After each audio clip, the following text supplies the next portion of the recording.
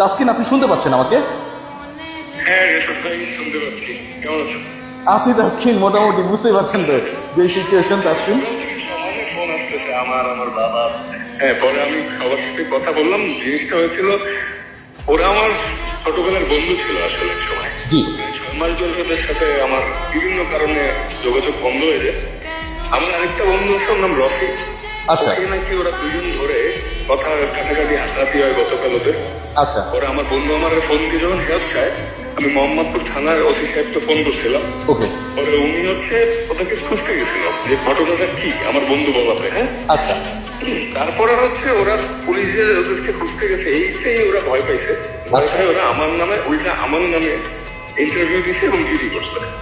মানে যারা অ্যাটাক করেছিল আপনার বন্ধুদের, তারাই আবার আপনার নামে জিডি করেছে? হ্যাঁ, তো অ্যাকচুয়ালি ঘটনা ঘটছিল আমার বন্ধুর সাথে, আরেকটা বন্ধুর সাথে। ও আচ্ছা। হেল্পের জন্য আমার ফোন করে, তখন আমি ওসি সাহেবকে ফোন করি। আপনার ছেলে মোহাম্মদপুর থানা ওসি সাহেবকেও ফোন করতে পারেন, ওনাকে আমি ফোন করেছিলাম। পরে উনি গেছিল ওদেরকে খুঁজতে। না না, আমার সাথে তাসকিন মোহাম্মদপুর থানা ওসিরও কথা হয়েছে। আপনার এই রেকর্ডিংটার পরে ওটা আমি ব্যাক টু ব্যাক প্লে করবো দর্শক। মোহাম্মদপুর থানার ওসিও কিন্তু ইফতিখার সাহেব একই কথা বলেছে আমাকে, যেটা তাসকিন বলছেন, এবং এটার মধ্যে কোনো অমিল নাই। সবচেয়ে